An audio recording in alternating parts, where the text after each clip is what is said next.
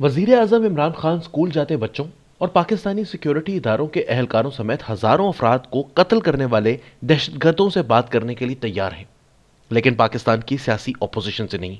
वो पीर को बंद दरवाजों के पीछे 5 घंटे जारी रहने वाली पार्लिमानी कमेटी की सिक्योरिटी ब्रीफिंग में नहीं गए, क्योंकि वो शायद अपने गैर मुतशद्दिद मुखालिफिन से हाथ मिलाने से गुरेज करना चाहते थे।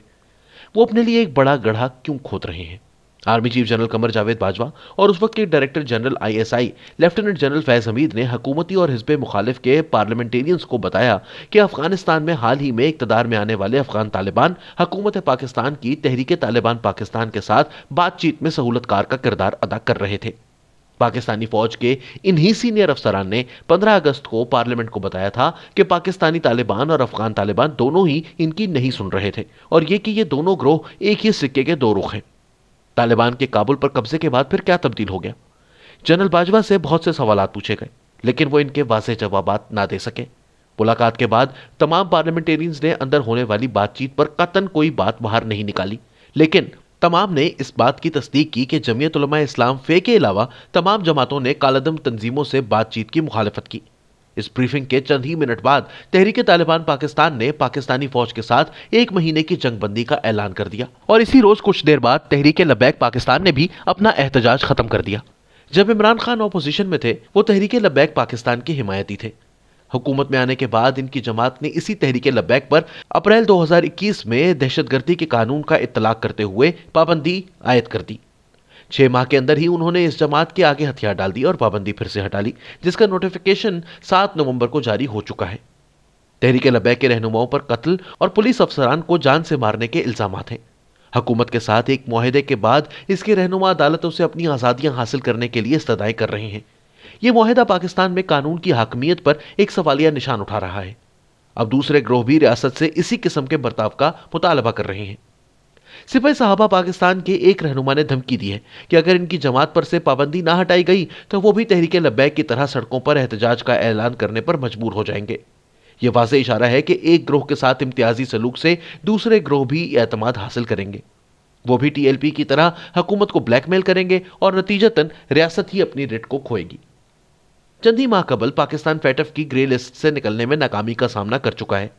इसकी एक वजह यह थी कि पाकिस्तान ने अक़वाम मुत्तहिदा की जानिब से दहशतगर्द करार दिए गए चंद अफराद के खिलाफ कानूनी कार्रवाई नहीं की थी।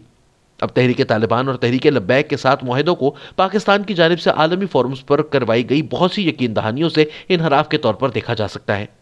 कुछ पार्लियामेंटेरियंस ने जनरल बाजवा से पूछा कि अगर पाकिस्तान में अमन लाने के लिए इन तंजीमों के साथ ये मुआहदे इतने ही जरूरी हैं, तो अली वजीर, एक मुंतखब रुकन पार्लियामेंट, के साथ नारवा सलूक क्यों?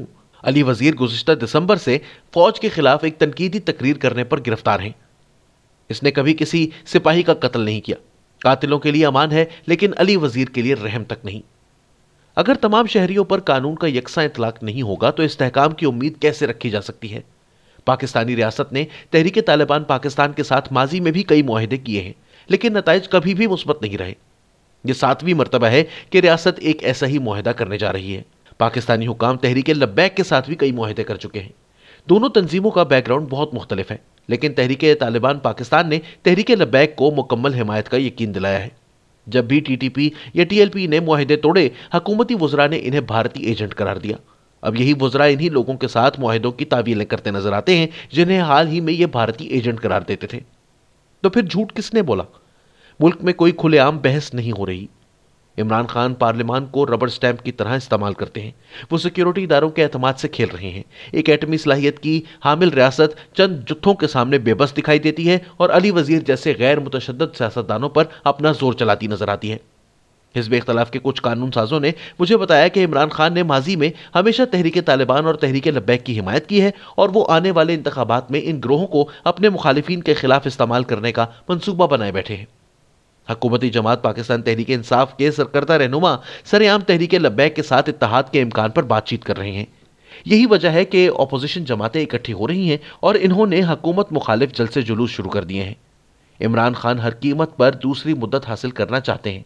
जनरल बाजवा भी मुद्दत मुलाजमत में एक और तोसी के ख्वाहिशमंद नजर आते हैं, और जनरल फैज हमीद इनके बाद इनकी जगह लेना चाहते हैं। मगर जल्द ही इन दोनों जर्नैलों का इकट्ठे रहना नामुमकिन हो जाएगा। वजीर आजम को जनरल बाजवा और जनरल फैज हमीद में से एक को चुनना होगा। لیکن قانون کی عملداری اور لاقانونیت کے بیچ میں ان کے پاس کوئی چوائس نہیں ہے۔ اگر عمران خان قانون توڑنے والوں کو خوش کرنا چاہتے ہیں تو وہ اپنے عوام کے لیے معاشی پابندیوں اور مشکلات کا موجب بنیں گے۔ وہ صرف اپنے لیے نہیں، اپنے ملک کے لیے بھی ایک گڑھا کھود رہے ہیں۔